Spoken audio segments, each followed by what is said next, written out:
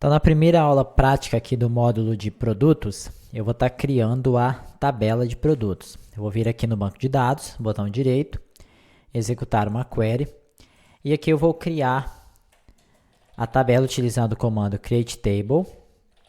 Vou chamar ela de produto, e como padrão ali que a gente vem desenvolvendo, o primeiro campo é o produto ID do tipo números inteiros. E eu já vou definir logo aqui embaixo a chave primária, que vai ser esse mesmo campo. O que acontece aqui? As informações que eu vou salvar nessa tabela são apenas fictícias, tá? Para poder te mostrar, mas nada impede você de criar outras informações. Até bom para você praticar também, né? Eu vou colocar aqui o nome do produto. Eu vou colocar um varchar, tamanho de texto, vou colocar 80.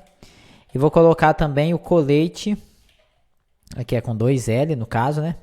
O colete WinPTBR. Esse colete, eu acho que eu já falei sobre ele, mas é para poder não fazer diferenciação de letras minúsculas ou maiúsculas com acento ou sem acento, tá bom? Isso aqui ajuda na hora que a gente vai fazer busca a ele não, independente do que você pesquisar, ele trazer a informação. Eu vou ter também um campo código.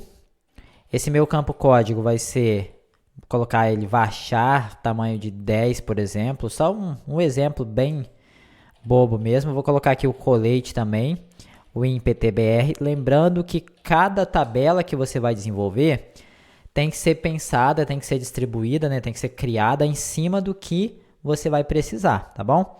Eu vou colocar aqui o código de barra.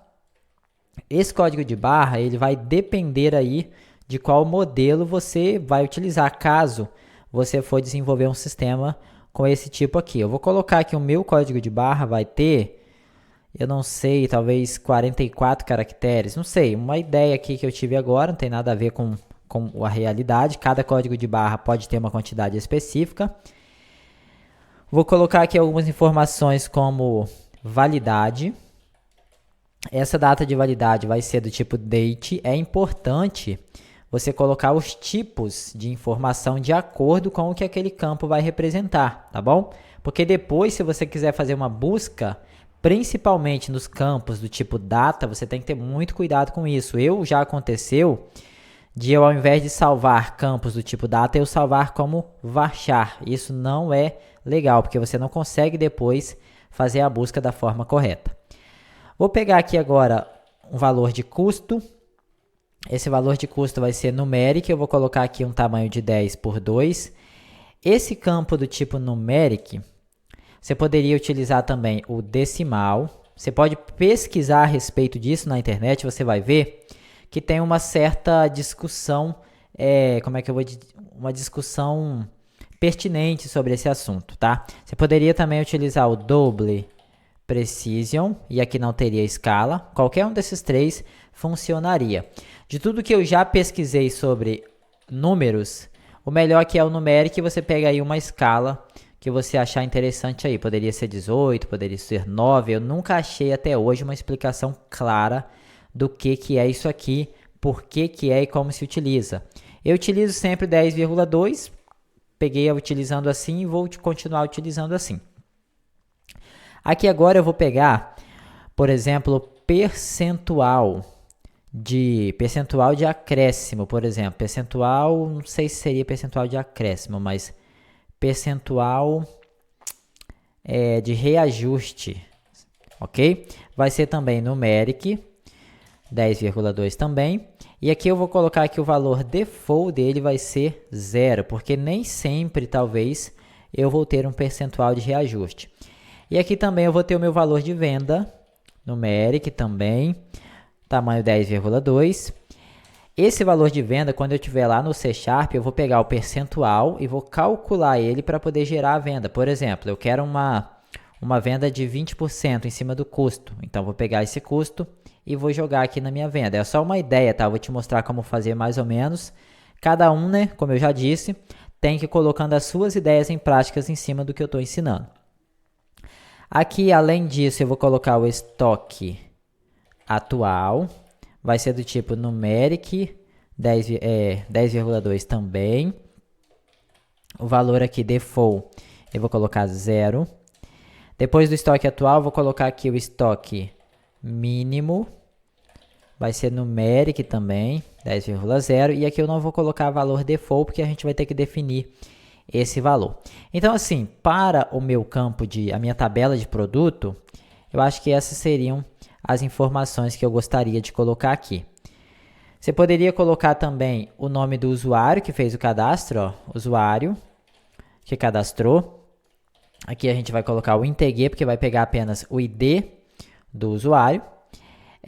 Pegar também o usuário que alterou, não sei se seria interessante, mas vamos colocar aqui, ó, o usuário que fez a última alteração, certo?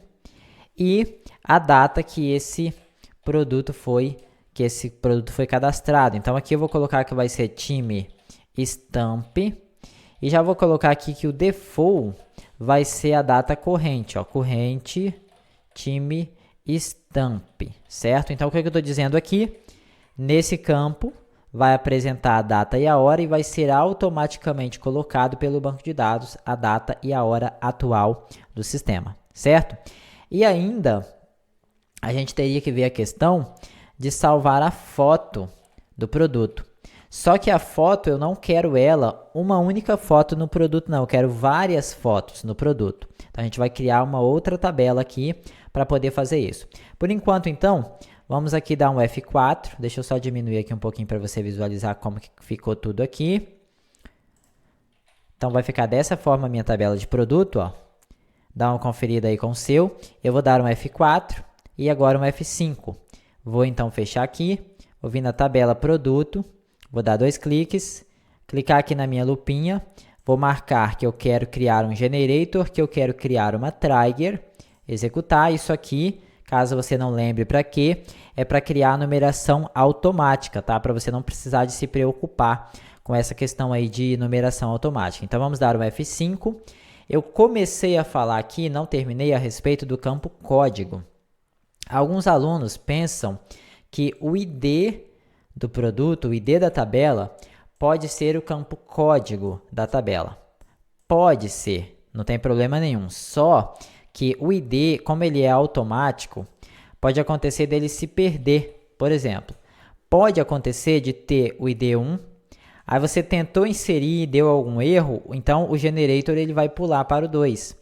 Mas quando você conseguir inserir, então o generator já vai estar na posição 3. Então o 2, ele poderá nem existir. Então assim, é uma coisa que é raro de acontecer, mas pode acontecer. Então você não pode utilizar o ID para nada a não ser, como é que eu vou dizer? O ID ele é uma forma automática do banco de dados se estruturar. Você pode usar ele? Pode, não tem problema não. Só que sabendo que pode acontecer isso. Então se acontecer do 2, por exemplo, por algum motivo pular, não tem necessidade de você colocar o 2, você pode manter o 3, entendeu? Mas aí por isso que eu criei esse campo código, para você ter a opção de criar um código de forma mais estruturada, de acordo com o que você precisar, tá bom? Agora que eu já criei a tabela produto, eu vou criar também a tabela foto. Na verdade, a tabela foto eu vou fazer na próxima aula.